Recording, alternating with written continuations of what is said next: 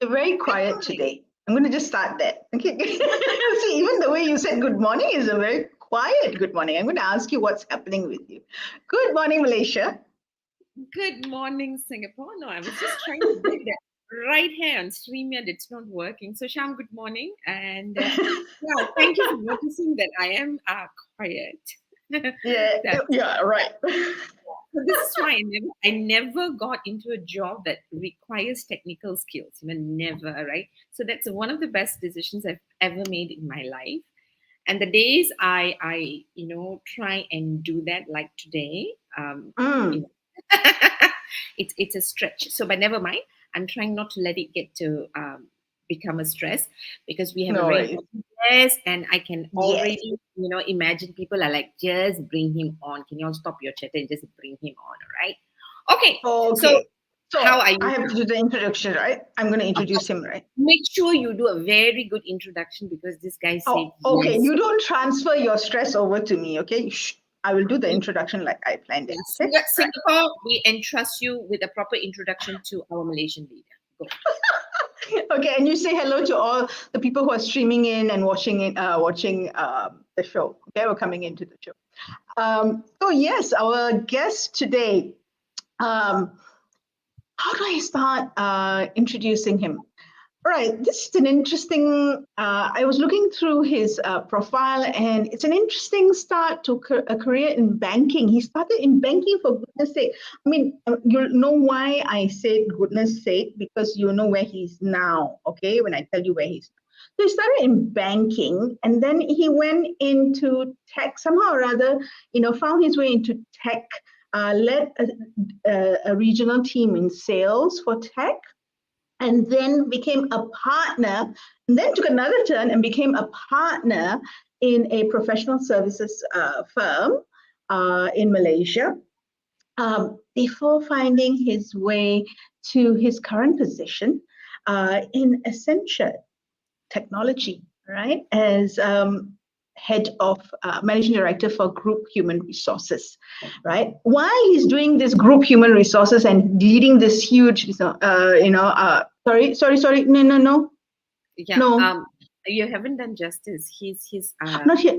He says Oh, okay. no. You're coming to that. Okay, sorry. Huh. Okay. Okay, finish, All finish, right. finish. Okay. He also is. He's also playing a role in FAM, the Football Association of Malaysia. I think that's an area of interest for him. And so, Mallory, you better tell me what I have not done that justice yet, because I'm now worried. Hey, he is heading Malaysia, man. He's I'm sorry, Okay. country Yeah. managing director. You failed Singapore. Yeah, I think. So without too much ado, I'm just going to hope that Azwan would hold this against you because I know his nature is not to hold this against you, but I hope he holds this against you Why? and Yeah. says no to your future invitation. So let's bring Azwan on. No. Before we bring Azwan in, I must say something. He was one of Techless Asia's most influential tech leaders. Okay, I saw that. Okay. He's going to come. You better apologize publicly. Okay, sorry, HR. Good morning. Good morning. Good Just morning. demoted you, by the way. I can't even blame Mara for transferring. No, Sorry, no, Azwan. I think that kind of woke a lot of people up. So that was a great opening hook. How wait? Huh? Say what? No. Good morning, Sunny. So I thought Mama was the one who was stressed and quiet. And then I think Shamni went off the reservation for a couple of seconds. Left it, yeah, a brain left behind, body is in kind of a thing. I don't know who she was thinking of, Azwan, but it's okay. Thank you for accepting. Yeah, thank you for saying yes to Malar and being here, and thank you for giving us that little slot in the day that you're not with important work, which is, the work that you do in Accenture. Now, this is important work because it's going to feed into what future leaders or leaders in the field need to think about. Mala. So She's got Sorry? she's got brain freeze right now. She's trying to get back on the road. You Cannot Okay lah, Mala, over to you. You ask the questions. I will man the fort. No, I seldom get this joy, Aswan. So I'm really, like, you don't know how much of joy when Shamini finally makes a mistake with the comma, right? Because I'm the one who's forgetting everything. But anyway, Aswan, I really want to, firstly, thank you for saying yes. And, and for making it really very easy, because what I want to start with, even before I ask questions, is that, or before we start off with our question, is that I think it's worth noting, when we bring in leaders, of course, we bring in leaders whom we know personally. Now, do I know you personally? Not really, but I know you personally publicly. Now, what does that mean? I've met you a couple of times, right? And especially during this interaction, trying to get you on the show, you've been consistent, Like, we are looking for inconsistent leaders so that we can talk about them. Right, you're so consistently positive. You're so consistently, congruent. Right. This is from my experience because I don't know you, and I want to thank you. I feel so hopeful for us, and most importantly, I have a couple of spies within your organization who never stop singing your praise, and it's quite like, okay, let's get this guy and find out whether it's true or this fellow is just saying it. But I want to say that, I've experienced how you really make it easy. And I want to really thank you for that. And I'm sure we won't be in touch until Father's Day. Happy Father's Day. Thank you. Thank you. Yeah. So and, for those who were not here, behind the screen, we were very blessed to see how Aswan is a excited father, right? He's still excited despite having 2 grown-up children.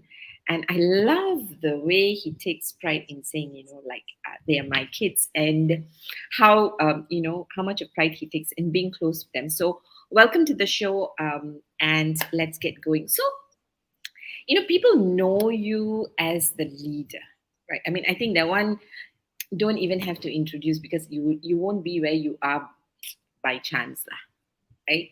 We know that, okay? We know you're smart, we know you're good, and you have your whole Jing Bang singing praises of you, right?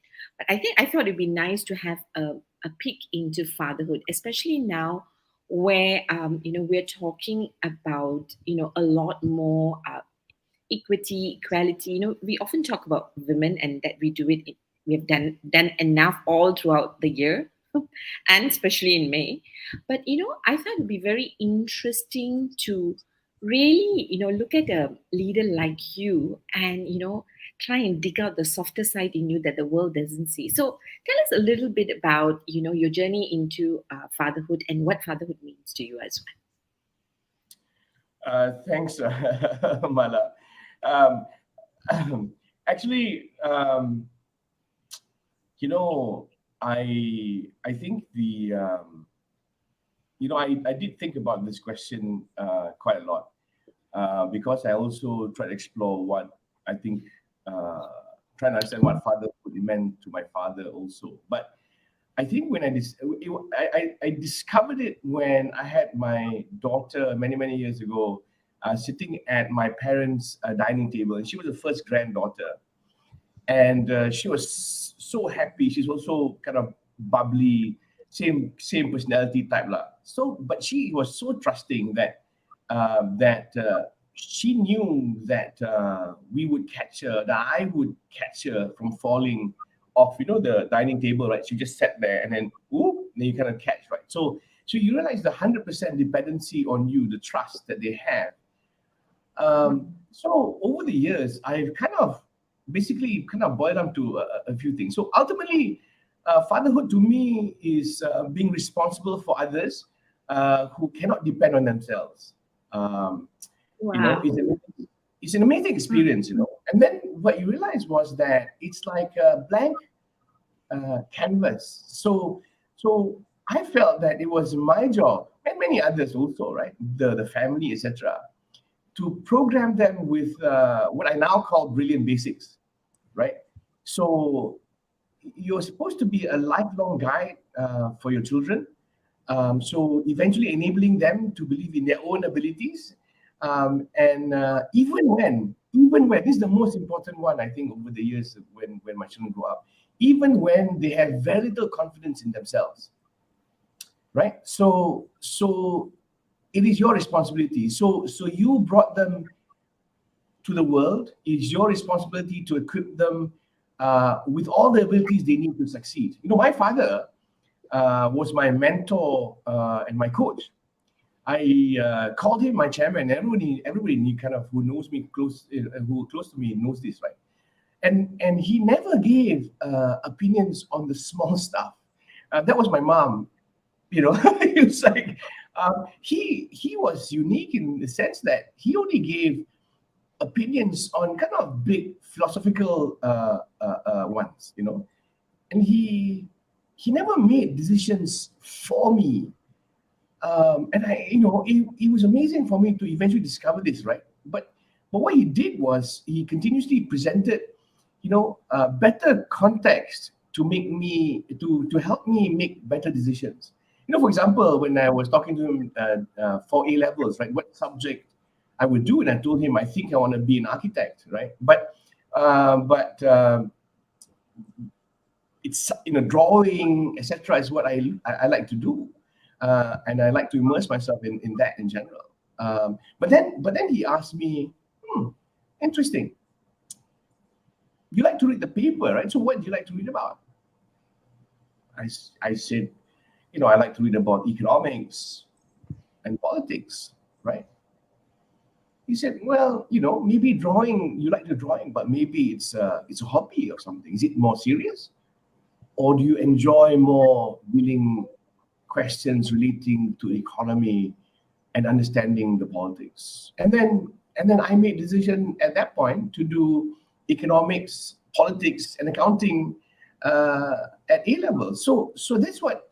All my life, he just never made decisions for me. He said, well, if I had an opinion, he presented two other options, right? Now, when you look at that, what is your view? And then he just let it go.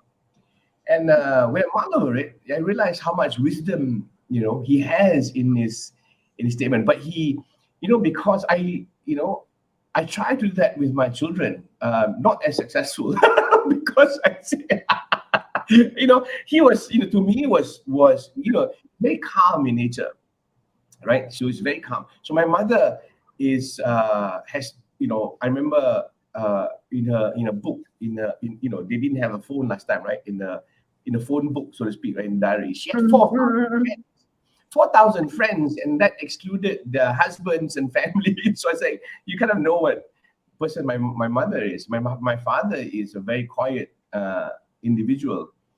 So I learned a lot from him, which we can discuss later. But I think generally, what I feel my function as a father is first to program the children with good basics. What's good, what's not good, what's good and bad, right? How do you treat people with respect, perhaps, right?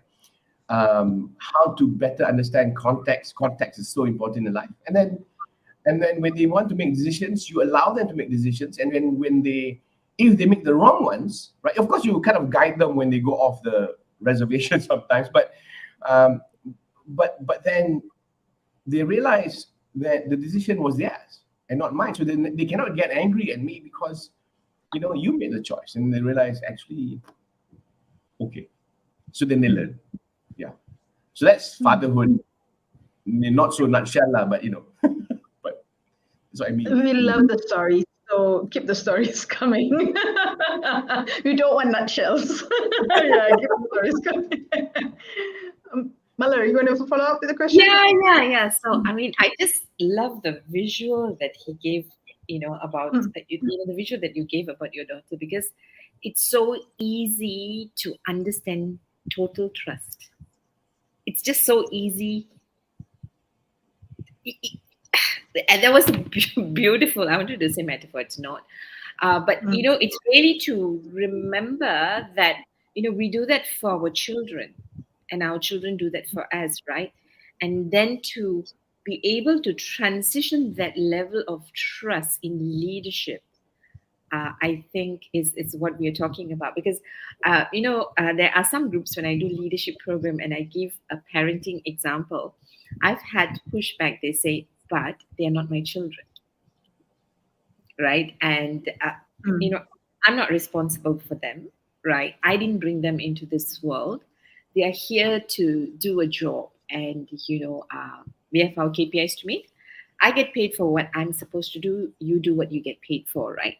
So, how do you see yourself bringing the philosophies and principles about fatherhood, right, into leadership, and where do you draw the line as well?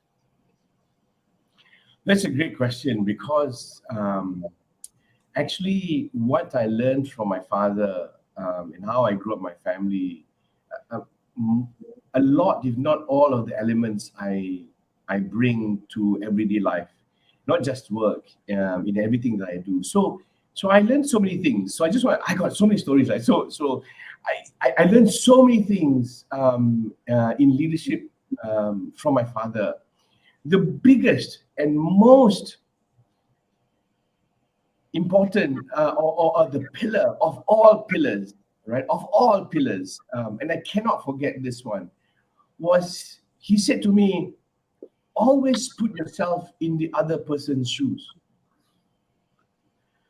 This was mind blowing for me, because then I learned how to appreciate perspectives.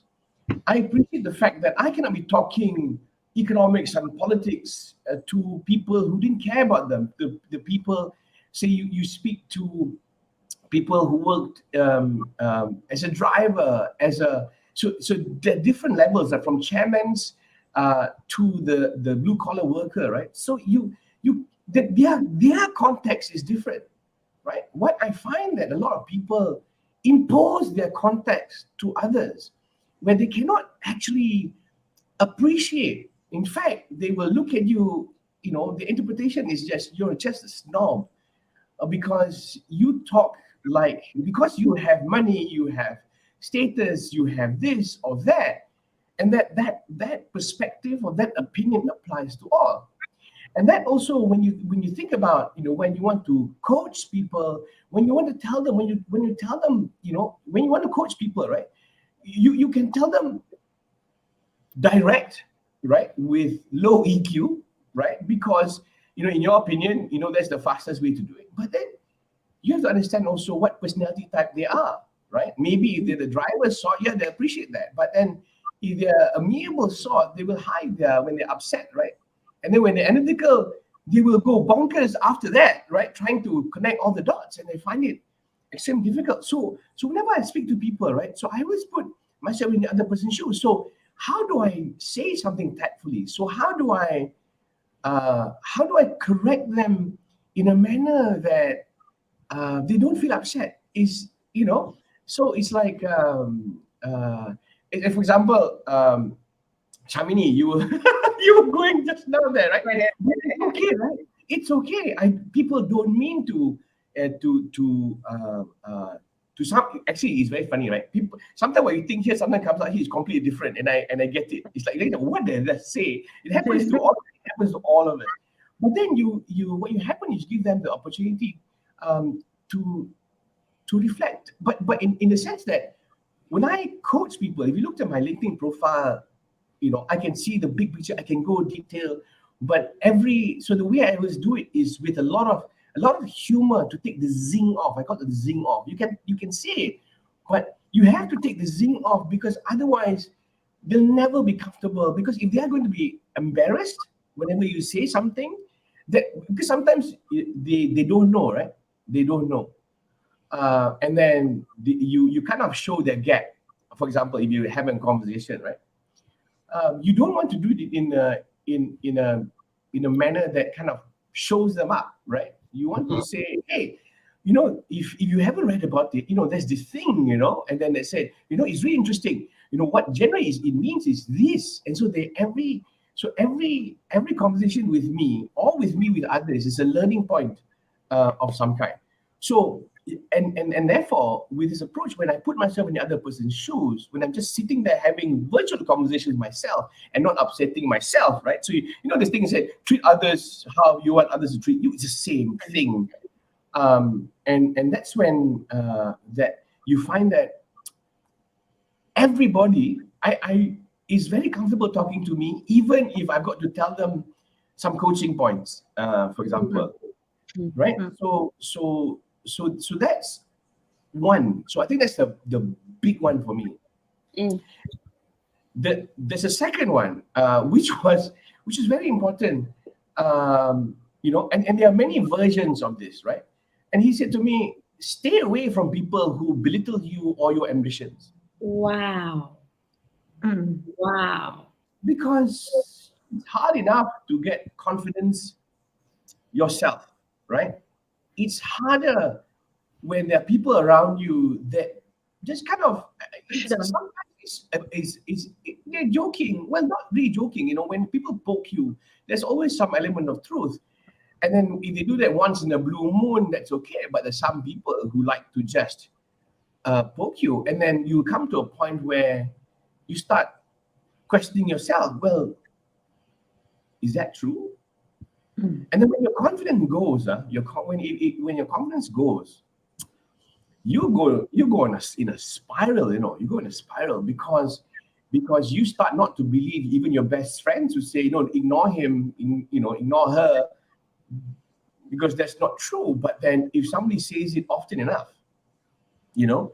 and tell you that you're dreaming lah. I mean, if someone told me when I was a young age that tries to articulate my limitation, which really is theirs, it's really their limitation, not yours, right? But they want to impose you to that. It's like if you think about people, there's always a group of friends who have limited ambition, but then somehow you're the one with more ambition that want to succeed, right, in life.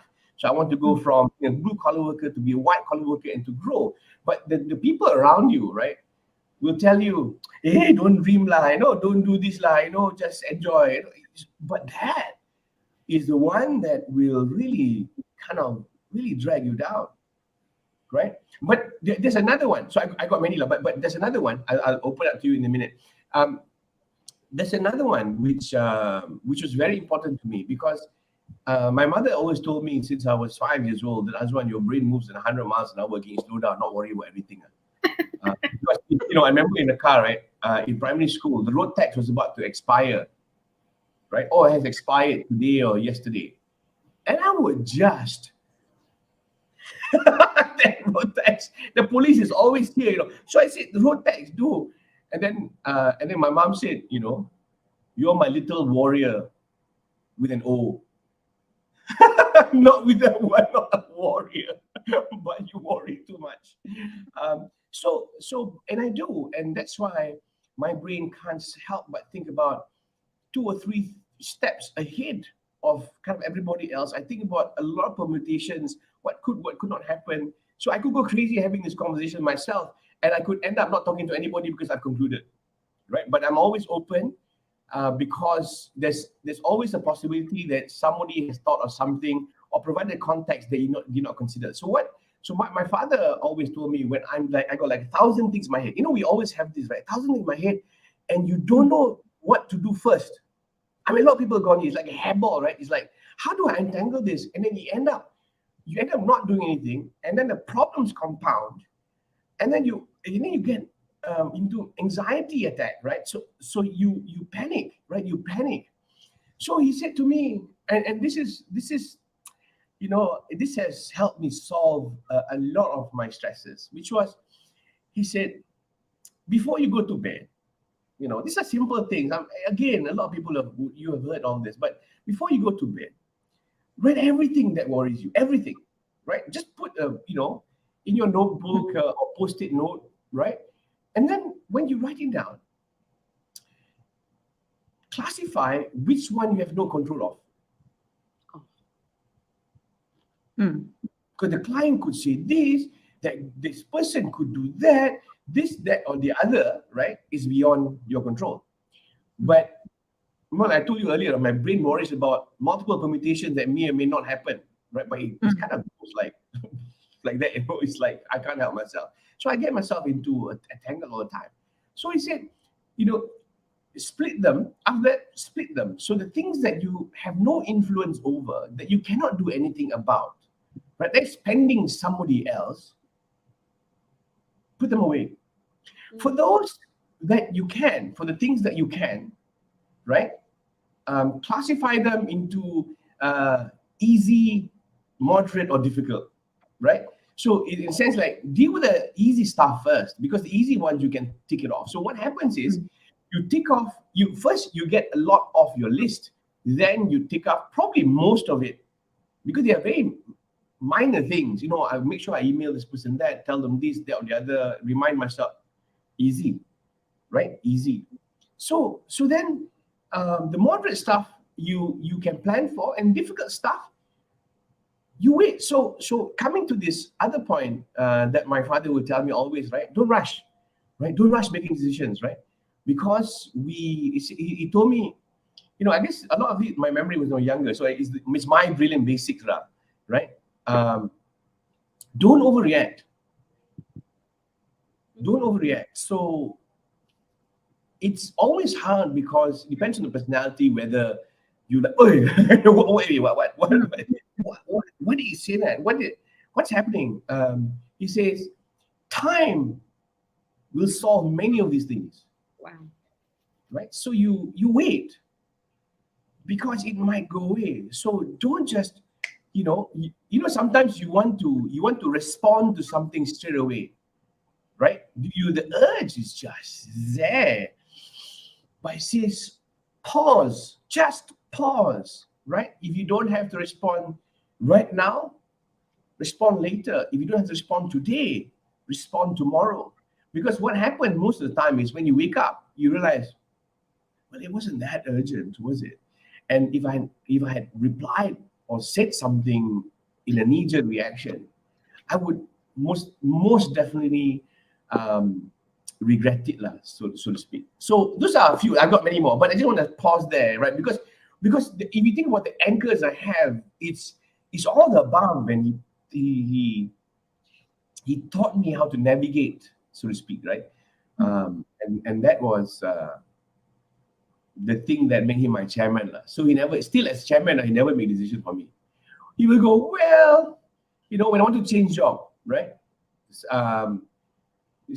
For example, I had an ambition many years ago to go into a GLC, for example, right?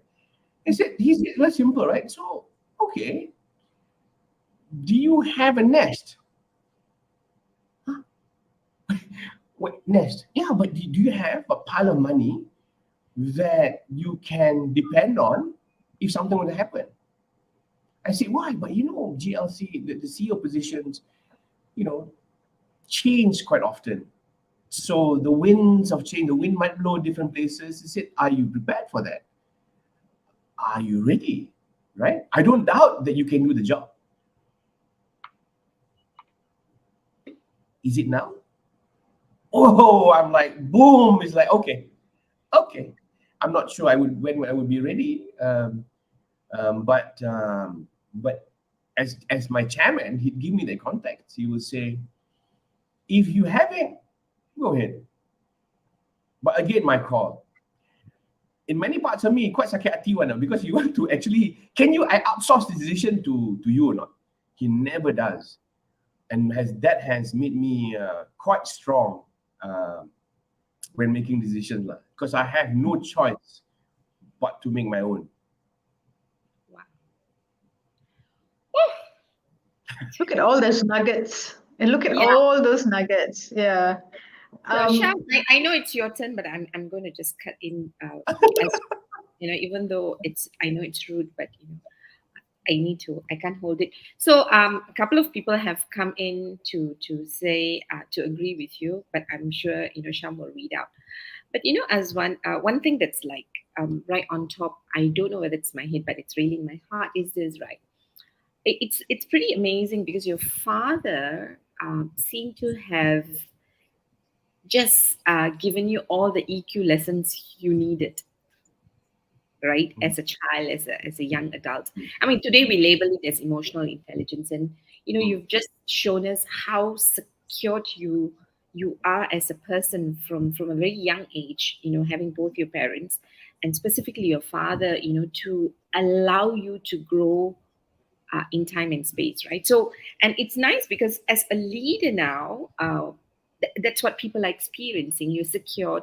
You know how important security is for an individual, right? Because of the nuggets that your father has given you, and you have taken. Right? But I'm just wondering, right? And because you made this statement earlier, and I'm trying to draw it for my own motherhood, right? Our parenthood, is that you said something along the line of, how successful your dad was with you in terms of not giving you the answer yet influencing you, and then you made this like funny remark saying that you're not that successful with your children, right? Right. Now, so, and we're talking about another generation, right? Because the way we respond as another generation is really different. I'm just wondering, because one, that with your kids, and the other one is you manage different generations at work too, right? Uh, and well, I'm sure 10 years from now, if I have a chance to interview your children, I can imagine them saying a lot of things the way you are talking. And that one, I'm very sure about it, right? Because they are at this age, or they don't want to. But what do you see how do you see the difference in terms of generations, in terms of the way you accepted your dad's leadership, and the way the new generation is accepting it, and then just translate that into leadership for us. And then, Cham, I promise no more questions for us. Okay. That's a really great question. That's a really great question because times have changed. Times have changed. In the past, guidance primarily came from your parents and teachers. We didn't have. It shows how old I am, I guess. We didn't have internet. We didn't have a lot of stuff. Books, library, who goes to library looks for leadership books. I mean, you kind of don't, right? You're looking. I was looking for comics. I was a big comics guy. So comics, it's not the same thing. And then so you trust the fact that holistically, in almost totality, right? That the wisdom of my father, my parents, was absolute. Even though you sometimes question your heart, you're like, really? You really? You should not.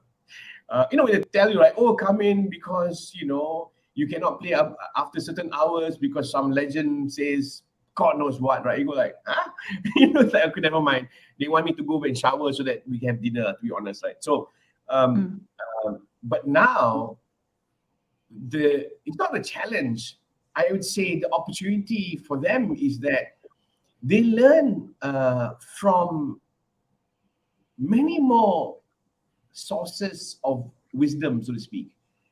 From LinkedIn, from YouTube. I mean, I learn a lot from TikTok. I mean, honestly, I learn there's all fun stuff, there's some crazy stuff, but there's a lot of wisdom that comes from TikTok as well, and I'm still learning. So they learn it from there. But just like maybe the way I would put it, just like religion, you may think you understand or understand the text of the Quran or the Bible because you read it ad verbatim. It says this, but it lacks context. You have to understand. It's like painting. Why was a Van Gogh more valuable than something else, right? Because there is a story behind it. Because at that point in time, he was expressing something and it was going through his life. So that context, what happens is my kids at many points when teenagers, like any teenager and any generation is the same, I guess, right? They think they know more, They always think they know more, right? You old-fashioned lah. The world don't work like this now. So but my conversations are not so serious like that lah. So then I would say, easy. So tell me then, how do you? So I go like that. So I'm very playful, and then they go like, oh. So what happens is, the good part is, I think when you think about leadership and the learnings, right? In reality, what 100% you learn from your father or your parents is probably 30% of what exists out there. So the good part is they're able to access to 70% early. The challenge is, how do you contextualize to make sure that they are congruent, that they make sense in totality, and understand which are the principles that matter more than others, because a lot of them will be conflicting, right? But they don't understand the hierarchy of decision making or principles of life. So you just have to let them learn, and when they think they understand it, you ask them, so what do you know by that? What have you learned? And then they will say generally the most basic interpretation. And then when I tell them stories, and they go, oh, I see. Okay. And that makes it easier. So instead of me telling them, it's prompted by them because they've learned something new. They don't quite understand the value of a very short sentence or wisdom that comes on social media.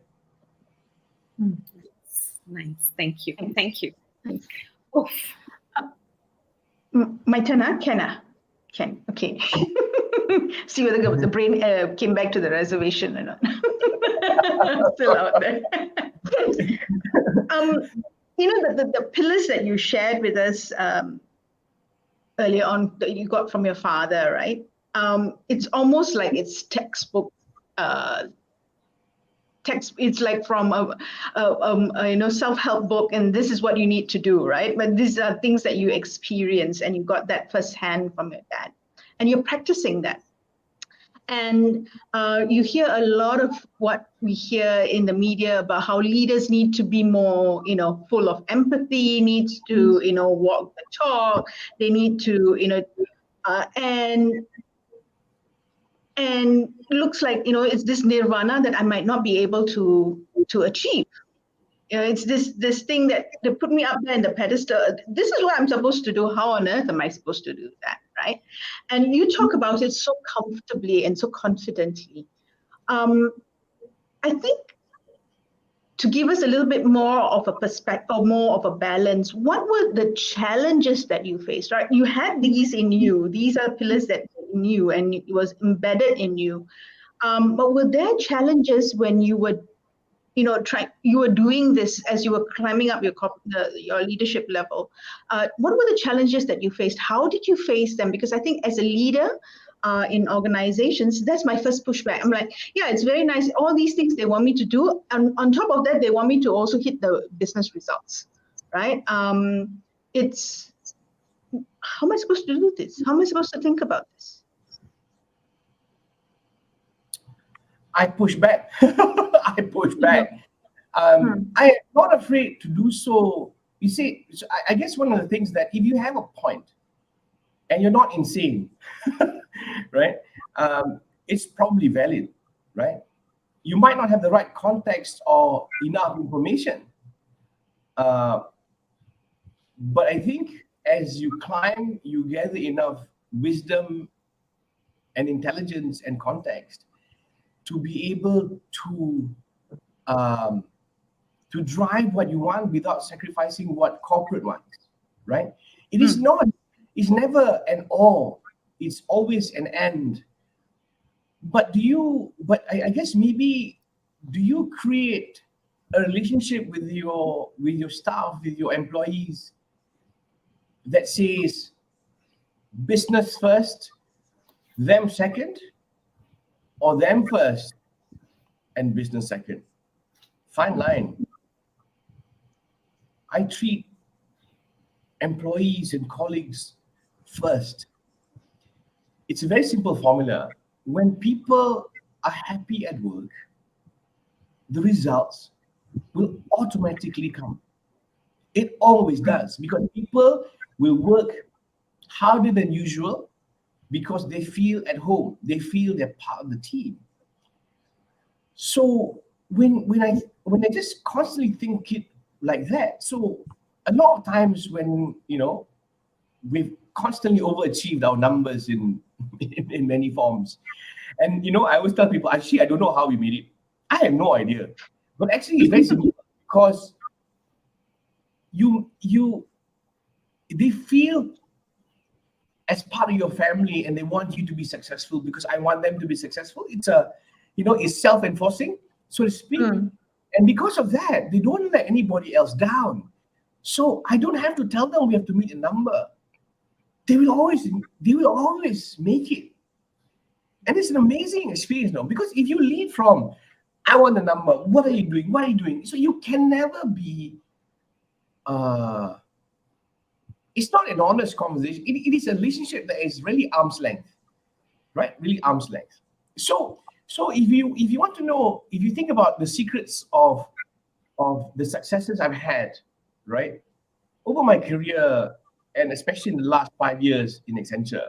So I've got a few really, really cool nuggets, right? Which I think are not necessarily practiced outside, but maybe they're practiced, but they're not, people get angry with me, as genuine.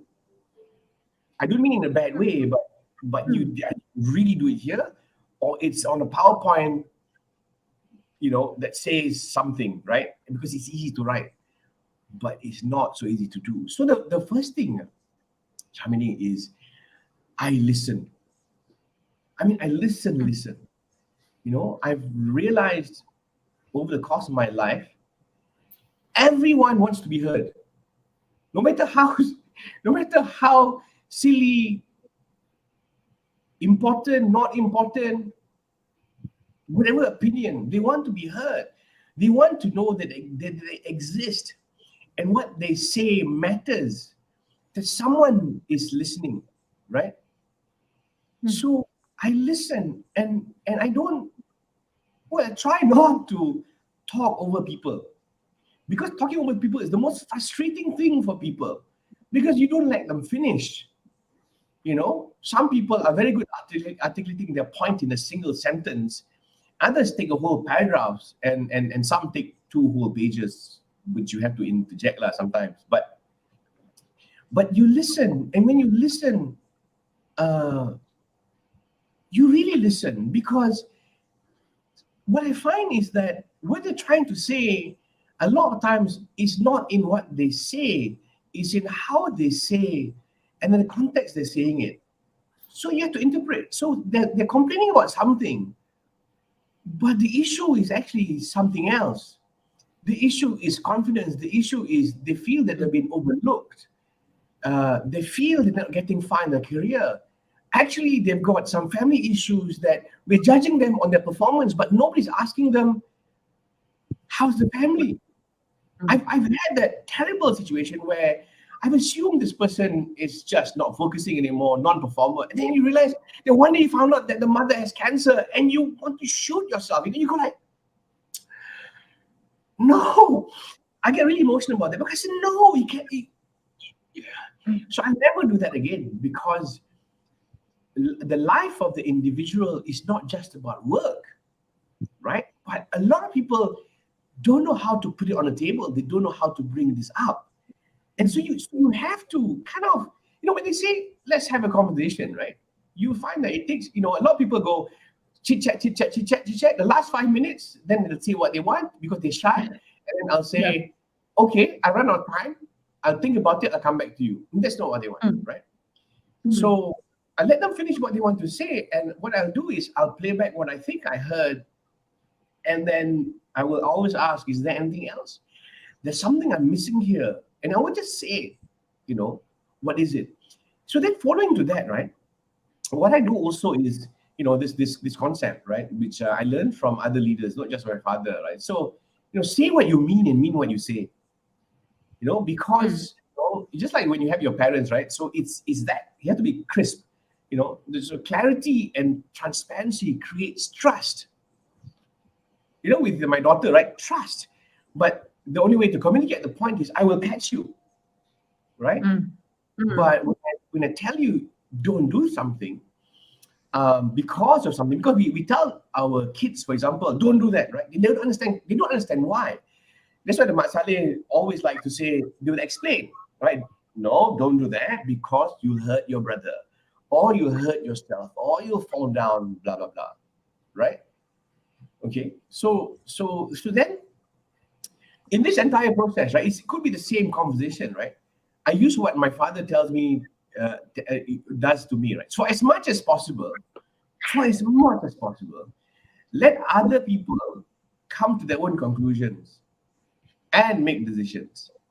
My job is to reassure them that it's okay and always support them when they do, no matter what. So I always tell the folks in Accenture today. I say I feel like I'm your father to all of you So I've got to try to make you understand, grow up, understand the brilliant basics of being a leader, being successful in your careers, and being a family man. So the thing is, the mantra that I have is take care of the people. They look up to you. You set the tone, the rhythm, and the example of what they should aspire to. So you have to inspire them to be successful. Don't judge too quickly. And I'm always happy it says disagreements are okay. Disagreements are okay. And I love, what I did recently was my leadership team. I broke them up, and given we are close to 10,000 people today. Okay, is in the country. It's hard to manage a lot of people, huh? Yes.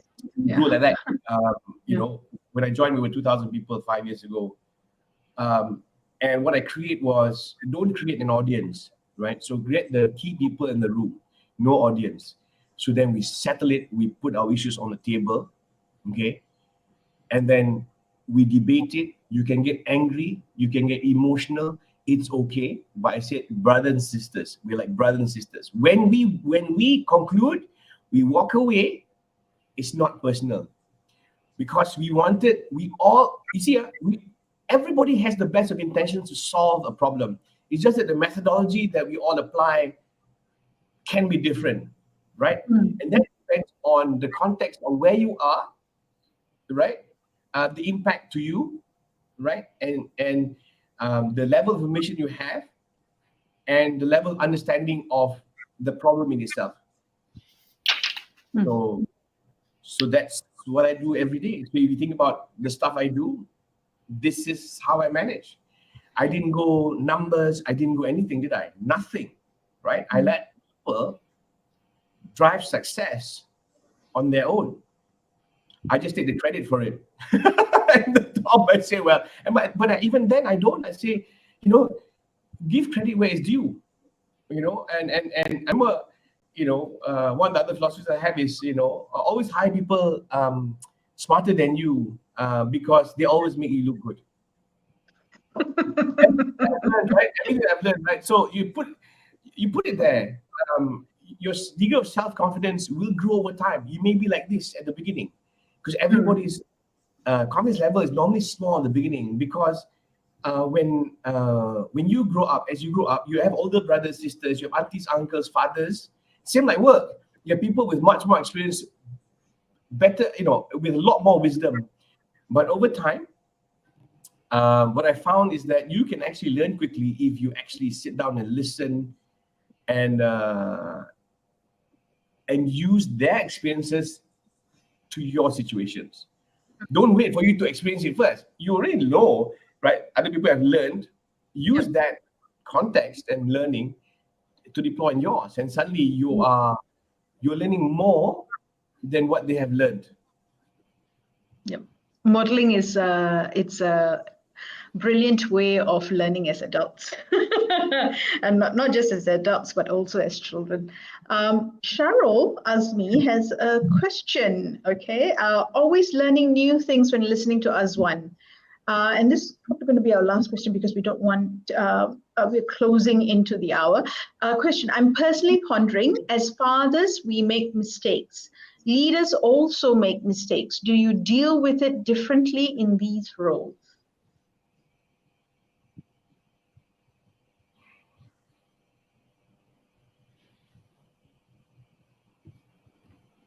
Not really. Maybe that's the way I put it. Not really. Just trying to really recall, how I've dealt with, especially when my wife and kids are right. A lot of times they are right lah. So, because you think you know it all sometimes, right? And then you go, oh,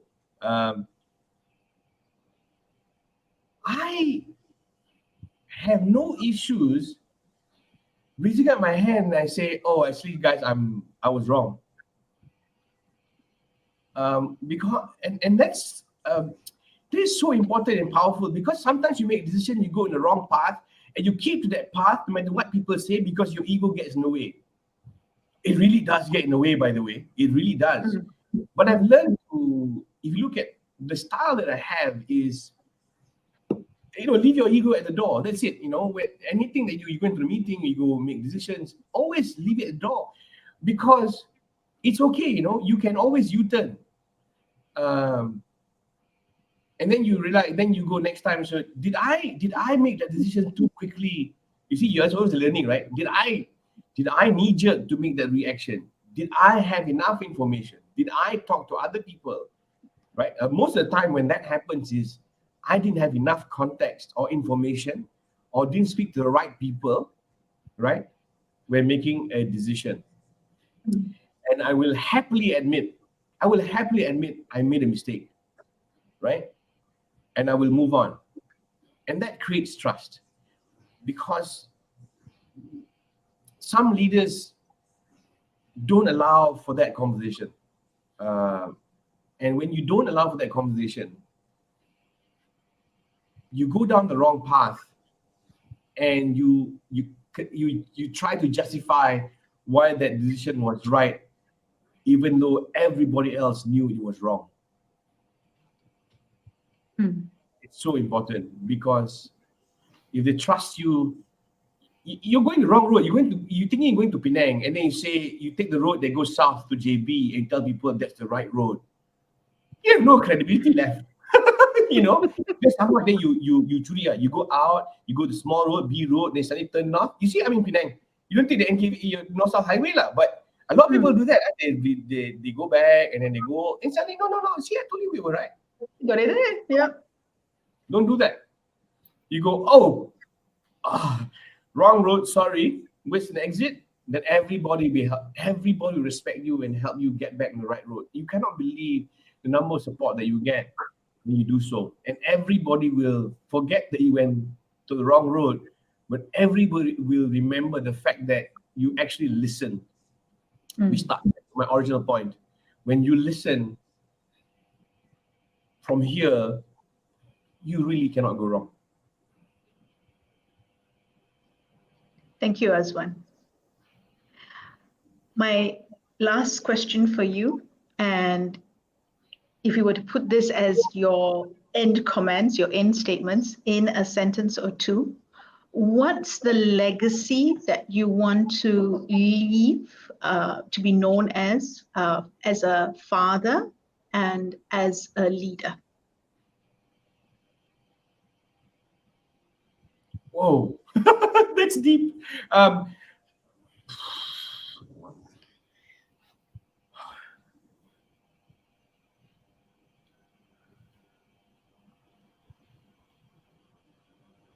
want to be known. Okay, it's a weird answer because I don't know how to articulate it. I want to be known as the father. It's really weird because you mentioned the name father. It has many connotations and it encapsulates kind of everything I've just said, right? So it's almost, when you have when you, because I see this in big families, right? So, when they don't know what to do, they will say, what would father say?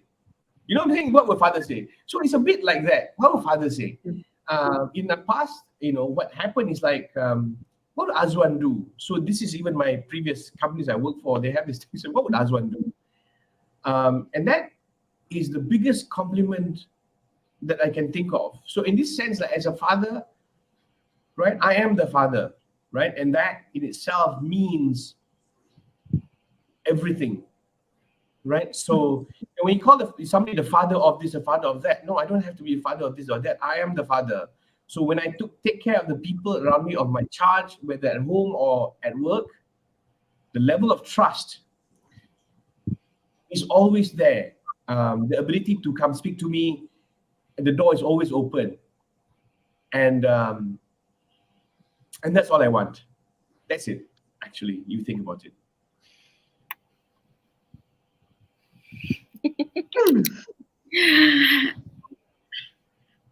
Malhar, over to you.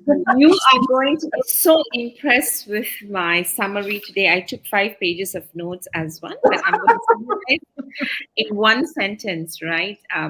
But before that, I'll tell you one book that has always resonated with me. And, I'm hoping that we can collect enough of the true not stories in Malaysia, right? Where we talk about authentic leadership is, how do you look out for an authentic leader, right? You've just demonstrated the whole model. I want to thank you for that. And I do feel emotional now, but if I have to summarize, and I'll put the long summary up later, I realized that the one thing that I got out of this conversation this morning is that if we want to understand what does it mean to be able to express ourselves and reflect and bring both together to be congruent, I think that kind of summarizes all the nuggets that you said you got from your father, and all those who are listening who are getting from the pride you take being the father. So, Azwan, thank you very much. Thank you so much. It's been a pleasure to be on this session. Thank you for inviting me.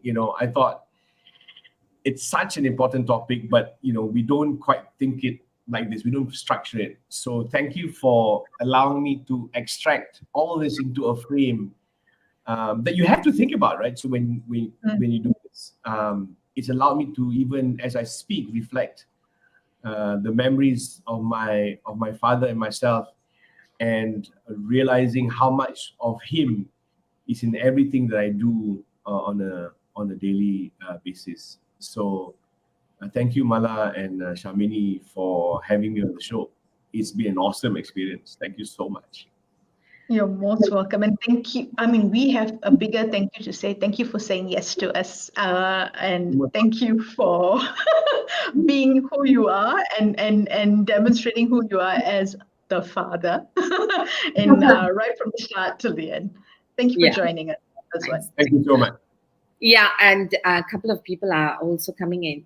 This is the first time probably we never got to read the comments because we wanted to draw out more nuggets from you as well. So as we say goodbye to you, I'm hoping that we'll have more leaders that we will speak to here on this show, where there is no need to separate our personal self and our professional self, because we have one heart, one life.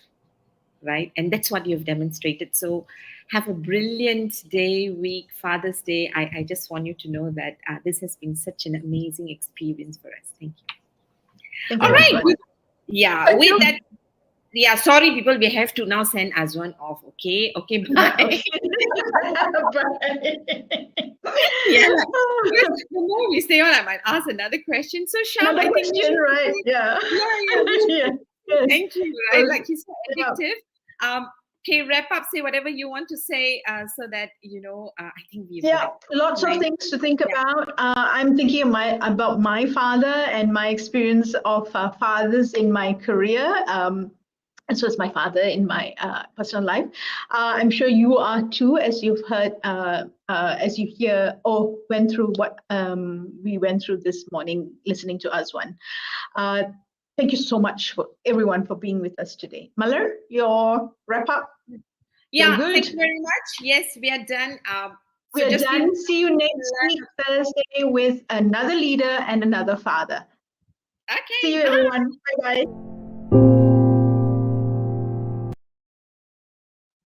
Azwan is still here.